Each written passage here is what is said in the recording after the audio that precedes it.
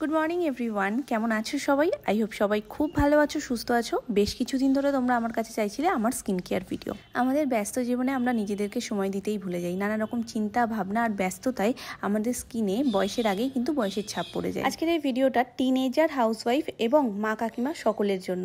তোমরা নিজেদের জন্য জাস্ট একটু সময় বার করো। আমিও ভীষণ ব্যস্ত হয়ে পড়েছি পুচকু হওয়ার পর থেকে। আগে যতটা সময় নিয়ে স্কিন কেয়ার করতে পারতাম, এখন একদমই সময় হয় না। 2-1 মাস আগের কথা যদি বলি, সারাদিনে একটা ক্রিম আর একবার ফেস ওয়াশ, এইভাবেই চলতো। ক্রিমটা অধিকাংশ দিন আবার ভুলেও যেতাম। তবে এখন পুচকু কিছুটা বড় হয়েছে, এখন একটু সময় পাই। ও যেহেতু একটু খেলা করে সবার সাথে, সেই টাইমটাতে আমি নিজের যেটুকুনি বেসিক স্কিন কেয়ার সেটুকু করি।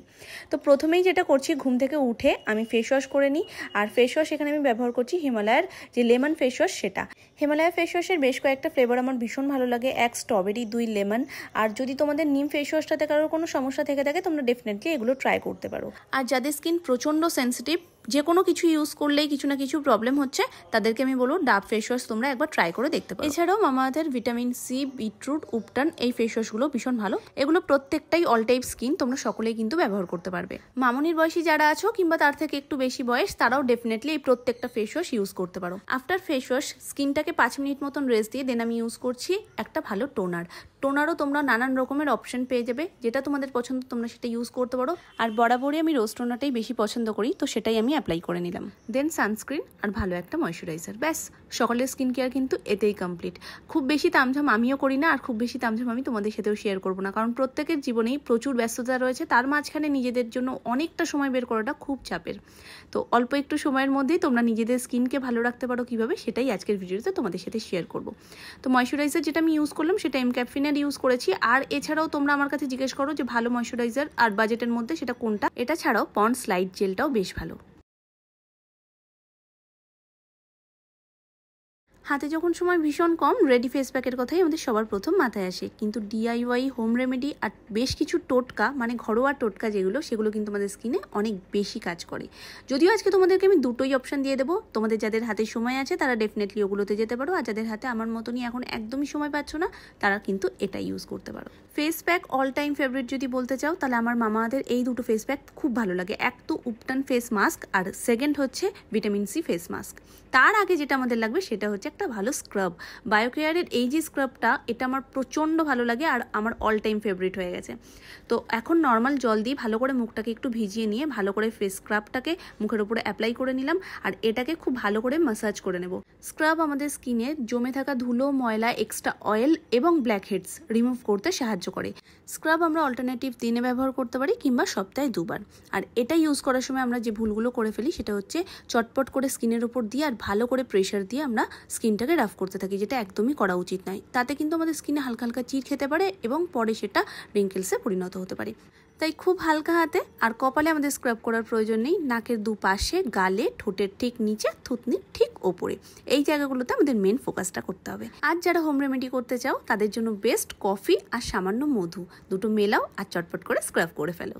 এবার সময় হচ্ছে একটা ভালো ফেস প্যাক। অনেকগুলো আমি তোমাদের সাথে এখন শেয়ার করব, তবে প্রত্যেকটা তো আমি স্কিনের উপর অ্যাপ্লাই করে দেখাতে পারবো না।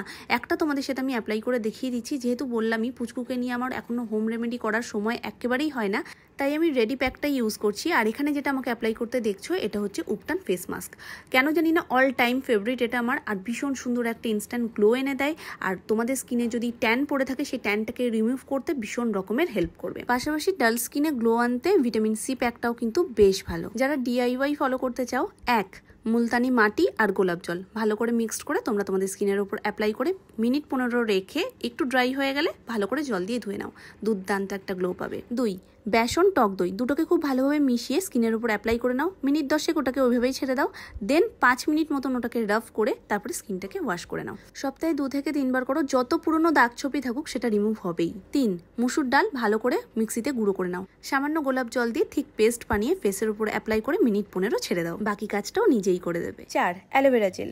এটা মার্কেটেরও হতে পারে, গাছের হলে তো অতি উত্তম। যদি তোমরা গাছেরটা ব্যবহার করছো, তো জেলটাকে একটা পাত্রে বের করে নিয়ে সেটাকে মিক্সিতে খুব ভালোভাবে ঘুরিয়ে নিতে পারো। আইদার সেটাকে একটা সরু দাঁতের চিরুনি দিয়ে খুব ভালো করে রাফ করলে খুব সুন্দর একটা জেল বেরিয়ে আসবে, যেটা তোমরা ইজিলি তোমাদের স্কিনের উপর অ্যাপ্লাই করতে পারবে। না না, এখনই করো না, কিন্তু জেলটার মধ্যে অল্প একটু টক দই, সেটা ঘরে পাতা হোক কিংবা মার্কেটের হোক, মিশিয়ে ভালো করে মুখের উপর অ্যাপ্লাই করে মিনিট 10 রাখলে তারপরে 5 মিনিট বা 2 মিনিট মতন রাফ করে রিমুভ করে নিলে খুব সুন্দর একটা রেজাল্ট পাবে। তবে এক্ষেত্রে বলে রাখা ভালো, অ্যালোভেরা কিন্তু অনেকে স্যুট করে না, অবশ্যই তোমরা প্যাচ টেস্ট করে নিও।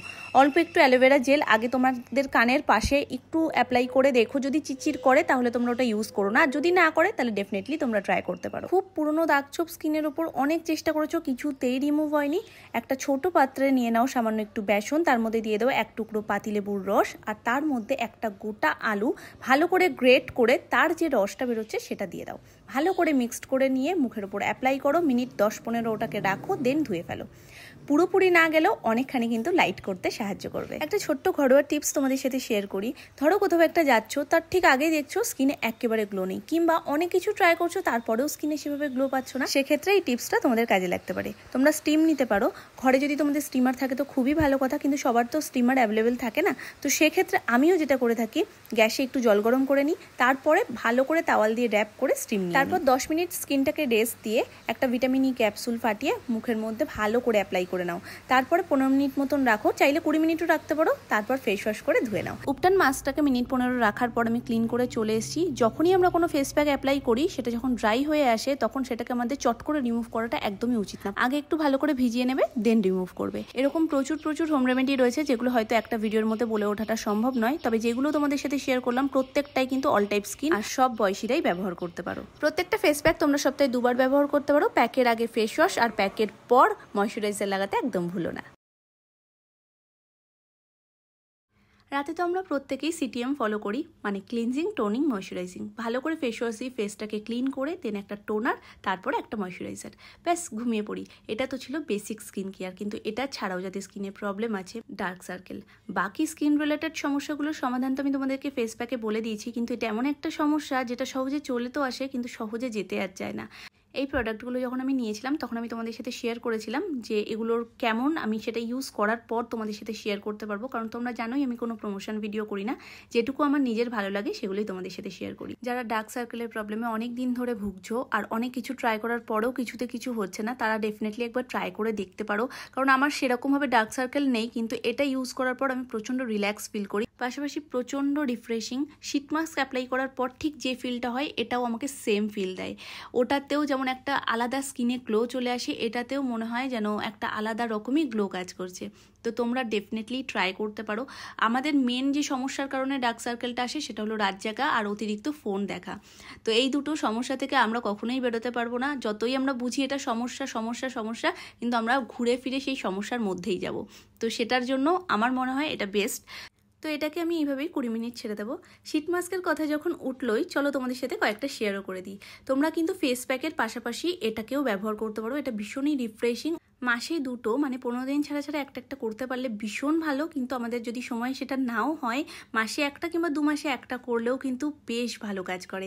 অনেক সময় আমরা কাজের চাপে ফেসিয়াল করে উঠতে পারি না, তো সেখানে এটা ভীষণ ভালো, কম সময়ের মধ্যে খুব ভালোভাবে কাজ করে। আর কোনো স্পেশাল ওকেশনের আগে তো কোনো কথাই হবে না, কোনো একটা স্পেশাল ওকেশনের আগে যদি আমাদের হাতে সময় কম থাকে, তো সেক্ষেত্রে কিন্তু এটাকে আমরা খুব সুন্দরভাবে অ্যাপ্লাই করে বেশ খানিক্ষণ, মানে যতক্ষণ না এটা ড্রাই হয়ে যাচ্ছে পুরো, ততক্ষণ স্কিনের উপর রেখে তারপর রিমুভ করে দিলেই ব্যাস। কোনো ঝুটঝামেলা ছাড়াই একদম ন্যাচারালভাবে দুর্দান্ত একটা গ্লো পাওয়ার জন্য এটা বেস্ট।